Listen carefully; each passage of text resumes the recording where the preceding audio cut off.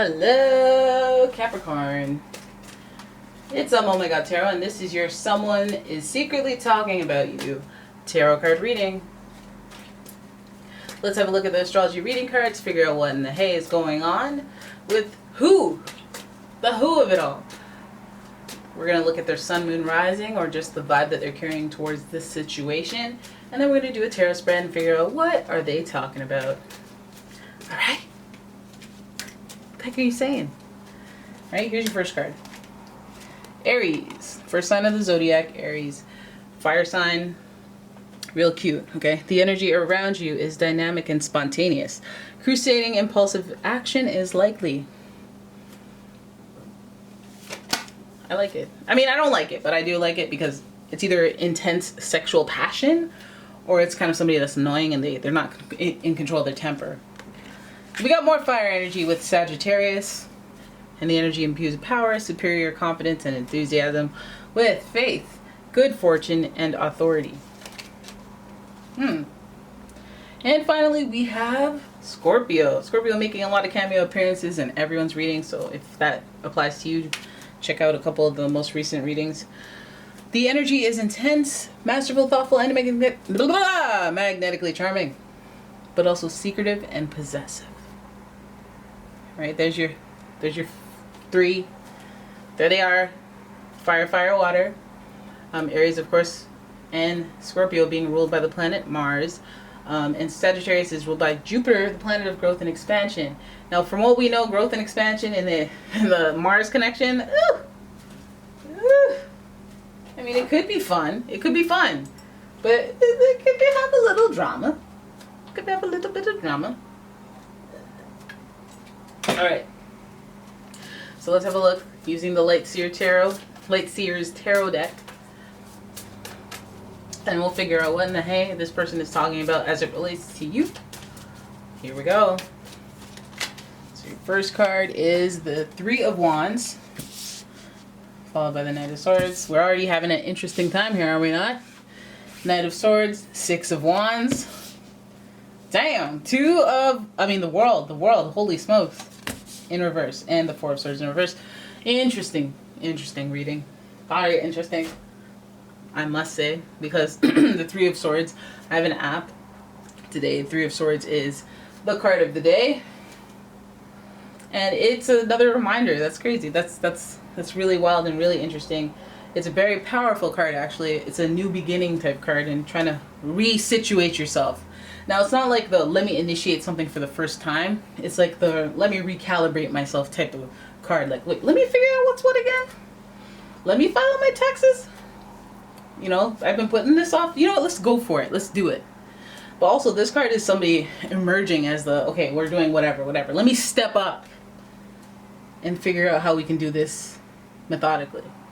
You know, it's that initiative that comes from other initiatives and new one's just being created and you seeing it and you being there from before it was even conceived.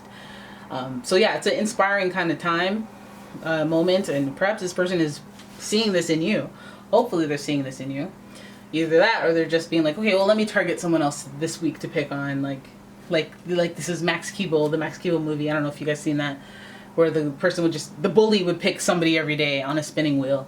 It's kind of funny, but it's just, there's zero tolerance now. And there shouldn't be, you know. Imagine living in fear like that. Okay, so then the Knight of Swords is our next guy. Okay, so now not only are we venturing off into new opportunity, new adventures, we have the Knight of Swords who is very bold. Very bold. Let me just dive into this cliff. I don't want to check if there's water under there. I'm just going for it. You know, that type of energy. That's almost borderline reckless. But this person is also the type that, burning building, there's kids in there, running in. You know, that type of courage is great under those circumstances. But it's kind of like, okay, you're going to make a hot mess because there are no kids in there. So, you know, can we just wait for some information to get confirmed first? See what can work. It can work good. It can work bad. All right, and this person that's talking about you, I think they're quick to run to the press. They want to run to the paparazzi and be like, oh my God, this is before they know everything that happened. Okay.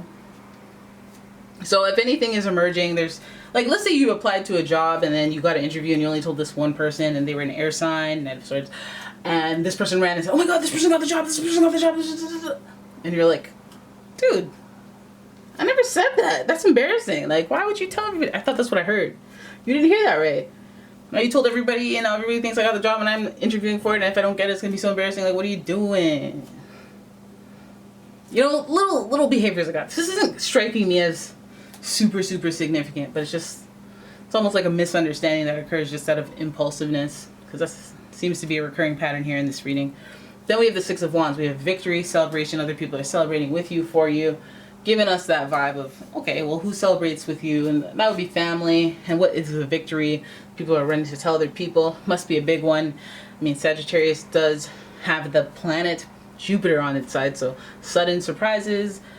Surprises are sudden. Accomplishments, growth, expansion. It's imminent, you know, especially when you have the Six of Wands sitting there saying, hey, there's victory. Victory is afoot. Right? And so then we have the World card. And you have a lot of circular things coming full circle type energy around this reading. The World here. We know the World. The World is associated with Capricorn. Capricorn is all ambitious and whatnot. Capricorn wants recognition when it comes to their achievements. I don't even know if the achievements are for the achievements. It's for the recognition of those achievements. For people to bow down when it comes to that Capricorn energy.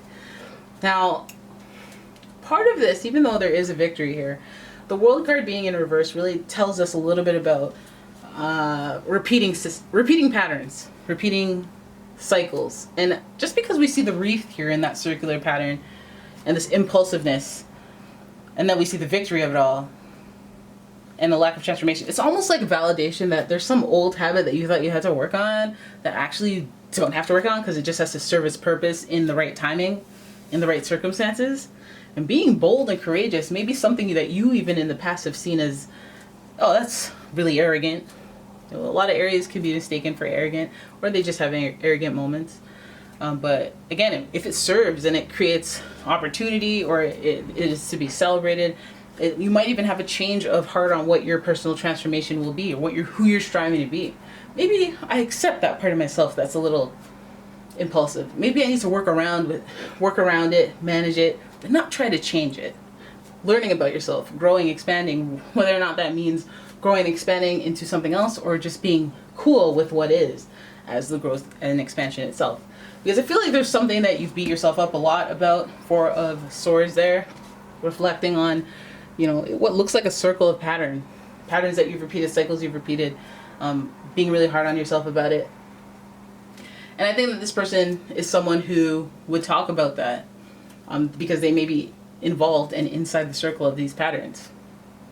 Again, look at this heart here, the Four of Swords, just reflecting on something that, like, you know, this is almost like survivor's guilt, or going through a traumatic experience and wondering how it didn't go worse, or what they could have done to make it better, how they have regret, like just the whole internal cycle of going through wins and losses and trying to digest them and figure out how you can do your best, or, you know, work within yourself. And I think the realization of not having to change every aspect of your personality will probably help a lot of you guys out. Just manage it. Don't change it. Just manage it. Unless you're addicted to Krispy Kremes, then we have to talk about changing things. Okay? Or managing is changing. We'll have Krispy Kremes once a week then we'll try once every other week, then once a month, maybe once a year, until you go, Krispy Kremes, who? Listen, I feel like this person, even though there's a lot of fire energy, there's that Scorpio energy that gives you a little bit of their intention to be all-knowing to you, to be somewhat of a mentor, to look out for you and to be loyal to you, as well as get loyalty back. So I feel like a win for you may be a win for them. I think that impulsiveness, maybe if they're the ones that possess that fighting spirit of the Knight of Swords, and they are telling you to move quick, move fast, or whatever that energy, wherever it comes from, whether it's your energy or somebody else pushing you to be like that for a moment, I feel like it will cause you to evaluate your whole structure, your whole foundation. Like, maybe I should be a little bit more of like a little more hostile, a little more arrogant, and people seem to perceive that as confident, and then they do what I say. It's like when you're like underage I can't remember when I wouldn't recommend this, but when I was in college and one of my friends was just shy of the legal drinking age, I'm like, just walk in with confidence and they will not stop you. Just keep your head up, you act like you're supposed to be there. They will not be able to sniff it. But if you're like hidey and your eyes are shifty, they will find you. And then yeah. And then that's just what happened. And of course it worked. Now, I feel like at the end of this person feels like they have to reevaluate everything and like, maybe I was wrong. Maybe them being kind of hostile is like, the Three of Wands is like, okay, other people around, and then you kind of having an idea based on being around so many people to step it up, to get to the next level. I feel like, this reminds me of situations where people have to see you around certain people so that they get who you are. Like, somebody be like, oh, they're obnoxious. But then you go, hey, why don't you come to this comedy show and then they see you with your friends and they're like, oh, you're not obnoxious. You're funny. You just shouldn't bring that energy to church as much, Anyways, there it is, guys. That's your reading. I hope you guys enjoyed it. If you did, please give the video a thumbs up and subscribe to the channel. Leave a comment, share the video, and if you'd like a personal reading, check out the description for a link to the website, as well as a link to the Etsy shop for my candles, bath bombs, and all sorts of metaphysical goods. And yeah, I will see you guys in the next one. Thank you for watching.